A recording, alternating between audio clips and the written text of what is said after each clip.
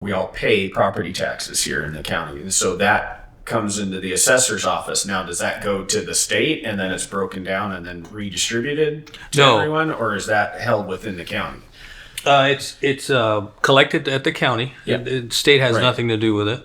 So when you look at your property tax bill, you'll see all these taxing entities in there. Yeah. School districts. Sure. College district, flood district, Pinal County, library district, flood district. I already mentioned that. Yeah. So there's a variety of different taxing entities. Then when it's collected, the county treasurer distributes that to all those entities. So what would be a library district? So library district is countywide. Okay. So any taxpayers that are within the county, including if you're in the city or not, you're paying the district tax. Yeah. That money is collected, provided to the library district, who then distributes the dollars to cities and town libraries, along with several libraries that the county manages. Yeah. So, correct. like Florence Library gets resources from the county library district.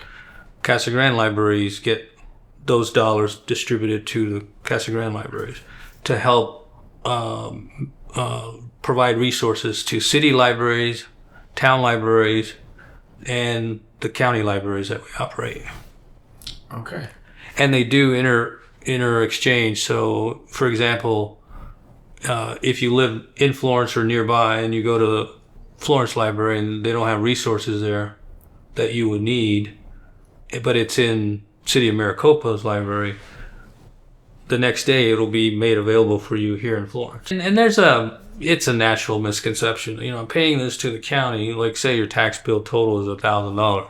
Right. But the county's not getting the $1,000. The county gets only a portion of that $1,000 based on all the taxing jurisdictions that are in there. So, the school is getting a portion of that $1,000. The college is getting a portion of that. The fire district, if you live in a fire district, sure, gets a portion of that. So, if you're in the city, and a city has a primary property tax, that's also included in the tax bill. They'll get their share of it. The city will. Okay. So the state never sees any of that. No. The That state doesn't. State runs off the sales tax and income tax. Yeah. Okay. Wow. Yeah. Now the state sets rules on sure how that property tax needs to be levied and the max that could be levied.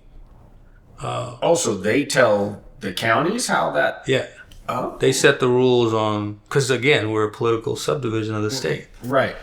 To get into the details of that, when you do a podcast with the county treasurer, he can explain all that to you, because I don't know. So that's like, whoa, yeah, I don't expect one person to understand all of this. I'm hoping they're the expert. Yeah, I'm hoping I'll have a grasp, or at least a better grasp, at the end of this journey. But so that would be the treasurer, not so much the assessor's office. The assessor sets the values. Oh, okay. Yeah, and they're governed by the state on how certain things can only be valued at certain levels. Okay. And then the treasurer just imposes, okay, here's the value and the tax rate that has been approved by the governing body. Here's what your bill is based on that tax rate.